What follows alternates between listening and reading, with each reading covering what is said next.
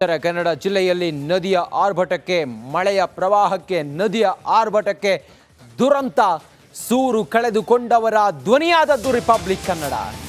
ಉಳುವರೆ ಗ್ರಾಮಕ್ಕೆ ಶಾಸಕರು, ಉಸ್ತುವಾರಿ ಸಚಿವರು ಈಗ ಭೇಟಿ ಕೊಟ್ಟಿದ್ದಾರೆ.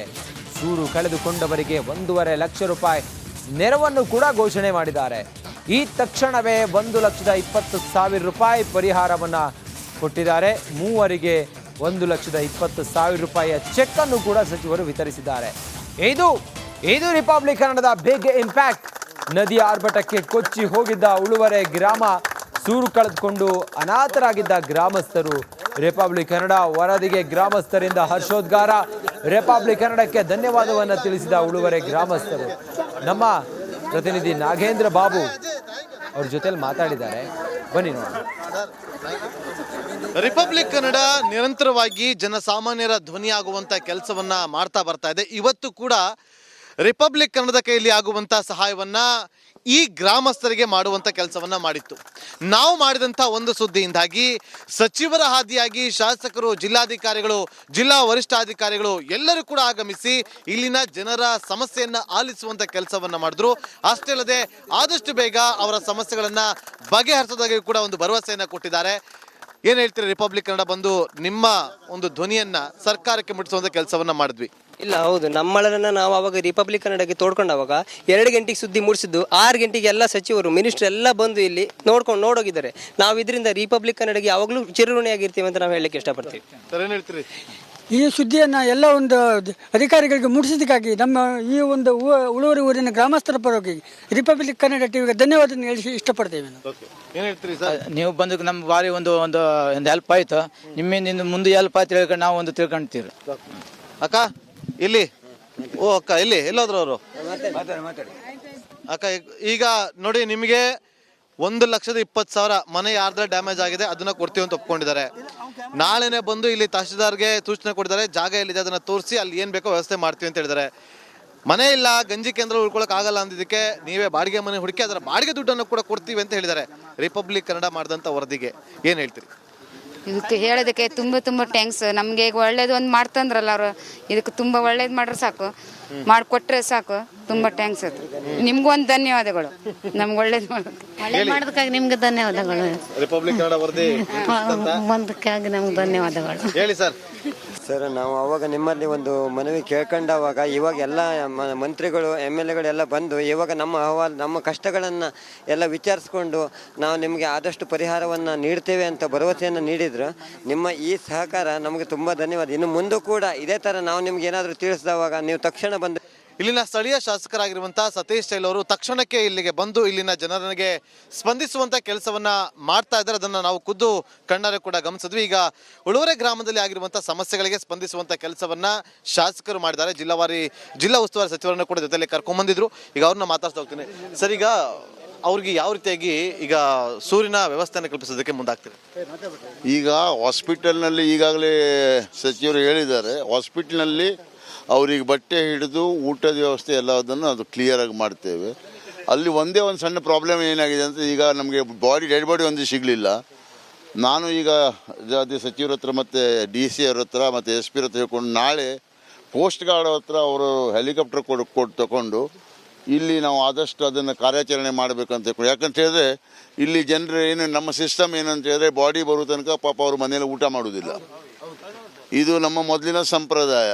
ಆ ಥರದಲ್ಲಿ ಅವರು ಒಂದು ಕಷ್ಟದಲ್ಲಿ ಇದ್ದಾರೆ. ಮತ್ತೆ ಸಣ್ಣ ಮಗುವುದೊಂದು ಬಾಡಿ ಸಿಗಲಿಲ್ಲ ಇನ್ನೂ ತನಕ. ಆದ್ದರಿಂದ ಈಗಾಗಲೇ ನಾವು ಆ ಮಣ್ಣನ್ನು ತೆಗಿಲಿಕ್ಕೂ ಸಹ ಬೆಂಗಳೂರಿಂದ ಮತ್ತು ಇವರು ಸ್ಪೆಷಲಿಸ್ಟ್ ಬಂದಿರ್ಬೋದು ಅಂತ ಕಾಣ್ತದೆ. ಅಲ್ಲಿ ಜಾಗದಲ್ಲಿ ಇದ್ದಾರೆ. ಈಗ ಅಲ್ಲಿ ಹೋಗ್ತೇವೆ ಮತ್ತು ಅಲ್ಲಿಂದ ತಕ್ಷಣ ಸಚಿವರಿಗೂ ಇವತ್ತೇ ಹೋಗ್ಬಿಡ್ತಾರೆ. ನಾನು ನಾಳೆ ಹೋದೆ. ಆದರೆ ಇವತ್ತು ಒಂದು ಏನು, ಕೋಸ್ಟ್ ಗಾರ್ಡ್ ಹತ್ರ ನಮ್ಮ ಸೀಬಾರ್ಡಿಂದ ಒಂದು ಹೆಲಿಕಾಪ್ಟರ್ನ ತರಿಸಿ ನಾಳೆ ಅದನ್ನು ನಾವು ಕಾರ್ಯಾಚರಣೆ ಮಾಡಲಿಕ್ಕೆ ಸ್ಟಾರ್ಟ್ ಮಾಡ್ತೇವೆ. ಡೆಡ್ ಬಾಡಿಯನ್ನು ಆದಷ್ಟು ಬೇಗ ದೇವರ ದಯೆಯಿಂದ ಈ ಒಂದು ವರುಣನ ಕೃಪಾ ಇದರೊಳಗೆ ಏನಾದರೂ ಆದಷ್ಟು ಬೇಗ ಶಿವವಾಗಿ ನಾವು ಪ್ರಯತ್ನವನ್ನು ಮಾಡ್ತೇವೆ. ಈಗಾಗಲೇ ನಾವು ಇನ್ಫಾರ್ಮೇಷನ್. ಮರಣ ಮಳೆಗೆ ಕರುನಾಡು ನಲುಗಿ ಹೋಗಿದೆ. ಗುಡ್ಡ ಕುಸಿತಕ್ಕೆ ಕರಾವಳಿ ಬೆಚ್ಚಿ ಬಿದ್ದಿದೆ. ಮಣ್ಣಿನ ಅಡಿ ಸಿಲುಕಿದವರ ರಕ್ಷಣೆಗೆ ದೊಡ್ಡ ಸವಾಲಾಗಿದೆ. ರಕ್ಷಣೆ ಮಾಡುವುದೇ ದೊಡ್ಡ ಸವಾಲಾಗಿದೆ. ಅತ್ತ ಗಂಗಾವಳಿ ನದಿಯ ಆರ್ಭಟಕ್ಕೆ ಗ್ರಾಮವೊಂದು ಸರ್ವನಾಶ ಆಗಿ ಹೋಗಿದೆ. ಈ ಕುರಿತು ಒಂದು ವರದಿ ಇದೆ, ನೋಡೋಣ ಬನ್ನಿ.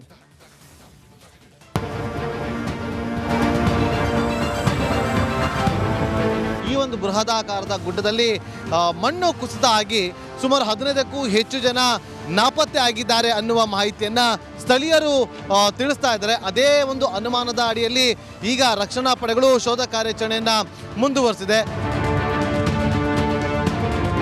ಮೃದಂಗ, ಮರಣ ಮೃದಂಗ. ಕರಾವಳಿಯಲ್ಲಿ ಮಹಾಮಳೆ ಮರಣ ಮೃದಂಗ ಬಾರಿಸಿದೆ.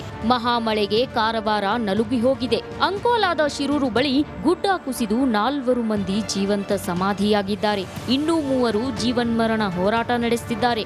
15 ಮಂದಿ ನಾಪತ್ತೆಯಾಗಿದ್ದಾರೆ. ಟೀ ಅಂಗಡಿ ಏನಿತ್ತು, ಟೀ ಅಂಗಡಿಯಲ್ಲಿ ಇದ್ದಂತಹ ಒಂದೇ ಕುಟುಂಬದ 5 ಜೊತೆಗೆ ಅಲ್ಲೇ ಇದ್ದಂಥ ಲಾರಿ ಚಾಲಕರು ನಾಪತ್ತೆ ಆಗಿದ್ರು.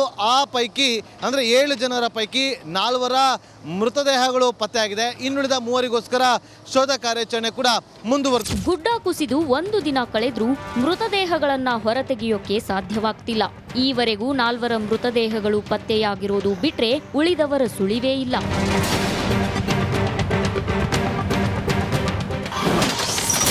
ಗುಡ್ಡ ಕುಸಿತದಿಂದ ಮತ್ತೊಂದು ದುರಂತ.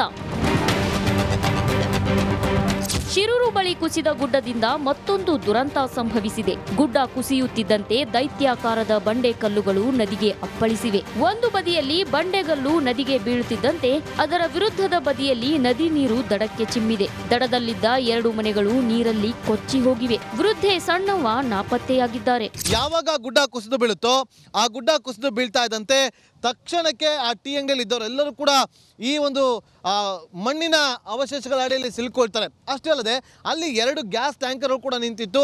ಆ 2 ಗ್ಯಾಸ್ ಟ್ಯಾಂಕರ್ಗಳು ಕೂಡ ಗುಡ್ಡದ ಸಮೇತವಾಗಿ ನದಿಗೆ ಬಂದು ಬೀಳುತ್ತೆ. ಆ 2 ಟ್ಯಾಂಕರ್ಗಳು ಕೂಡ ಈಗ ಕೊಚ್ಚಿಕೊಂಡು ಹೋಗಿದೆ.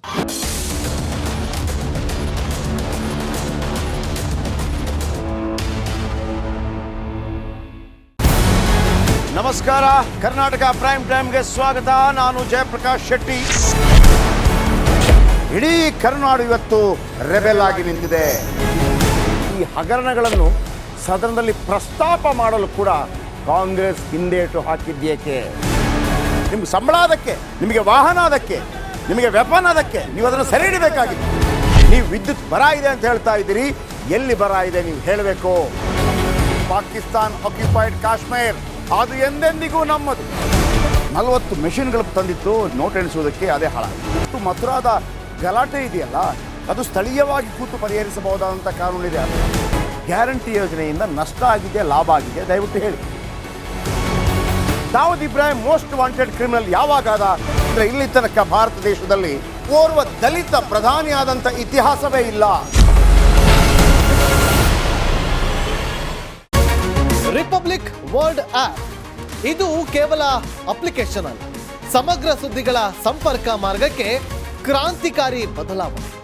ರಿಪಬ್ಲಿಕ್ ವರ್ಲ್ಡ್ ಆಪ್ ಕೇವಲ ಸುದ್ದಿ ಅಪ್ಲಿಕೇಶನ್ ಅನ್ನ ಪರಿಚಯ ಮಾಡ್ತಾ ಇಲ್ಲ, ಬದಲಾಗಿ ಡಿಜಿಟಲ್ ಸುದ್ದಿ ಬಳಕೆಯ ಹೊಸ ಯುಗಕ್ಕೆ ನಾಂದಿ ಹಾಡ್ತಾ ಇದೆ. ಇದೊಂದು ಬ್ರೇಕಿಂಗ್ ನ್ಯೂಸ್, ಪ್ರಭಾವಶಾಲಿ ಕಾರ್ಯಕ್ರಮಗಳಿಗೆ ಗಟ್ಟಿಯಾದ ವೇದಿಕೆ. ರಿಪಬ್ಲಿಕ್ ವರ್ಲ್ಡ್ ಅಪ್ಲಿಕೇಶನ್ ಈಗ ಲೈವ್ ಆಗಿದೆ. ಗೂಗಲ್ ಪ್ಲೇ ಸ್ಟೋರ್ ಮತ್ತು ಆಪಲ್ ಆಪ್ ಸ್ಟೋರ್ ಎರಡರಲ್ಲೂ ಲಭ್ಯವಿದೆ. ಈಗಲೇ ಡೌನ್ಲೋಡ್ ಮಾಡಿ.